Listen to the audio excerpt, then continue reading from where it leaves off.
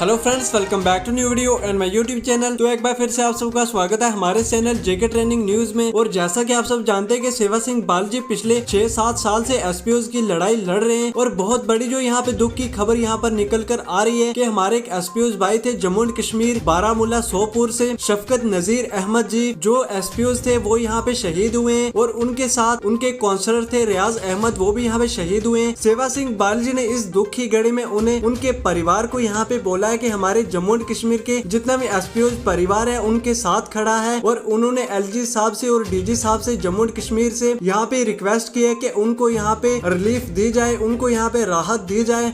और सेवा सिंह बालजी इस शहीद परिवार से भी यहाँ पे मिल सकते हैं। तो सेवा सिंह बालजी का यहाँ पे जो इंटरव्यू है, इस दुख की घड़ी में जो सेवा सिंह बालजी ने यहाँ पे कुछ बातें शेयर की हैं, हम आपको इस वीडियो में यहाँ पे दिखाएंगे। तो आइए अब हम सुनते हैं कि सेवा सिंह बालजी ने इस शहीद परिवार से क्या कहा और जितने हमारे जम्मू एंड कश्मीर के एसपीओ परिवार है उनसे क्या कहा।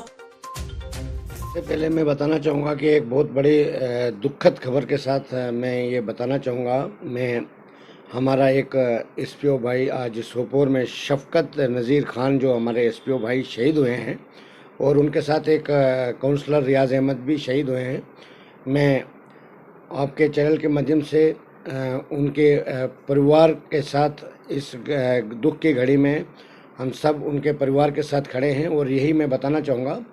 और ये एक इंसानियत का कत्ल है। जिस तरीके से इन बेगुनाह लोगों को मारना, ये मेरे हिसाब से किसी भी मज़हब में ये नहीं लिखा गया है कि किसी इंसानियत का कत्ल कीजिए।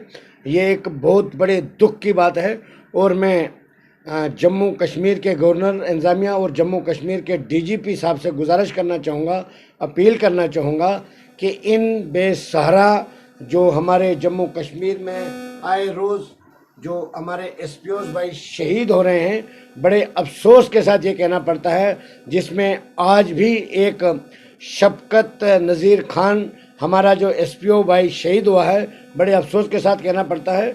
मैं यहाँ दिल्ली में आया हूँ और बड़े अफसोस के साथ, जब दुख के साथ ये पैगाम देना चाहूँगा जम्मू कश्मीर के डीजीपी साहब से और जम्मू कश्मीर के एलजी साहब से कि फौरी तौर पर उनके परिवार को एक्सग्रेशिया रिलीफ दी जानी चाहिए और साथ में परिवार के एक सदस्य को सरकारी नौकरी दी जानी चाहिए। जैसे आप जानते हैं कि हमारे जम्मू कश्मीर में बार बार हमने गवर्नमेंट ऑफ इंडिया से, government of Jammu and Kashmir से, डीजी साहब से गुजारिश की है कि हमारे जो जम्मू कश्मीर में एसपीओज आए रोज़ शहीद हो रहे हैं, अपनी जाने यानी शहादत तक दे रहे हैं हमारे जम्मू कश्मीर की रक्षा के लिए, हमारे जम्मू कश्मीर के लिए, हमारे देश के लिए, तो उनके साथ जिस तरीके से नाइंसाफ़ी हो रही है, मैं कहता हूँ ये मेरी अपील है, पुरजोर अपील है जम्मू कश्मीर के गवर्नमेंट से और डीजी साहब से कि कम से कम इन की जो शहादत है उनको मद्देनज़र रखते हुए कम से कम इनकी सुध ली जानी चाहिए।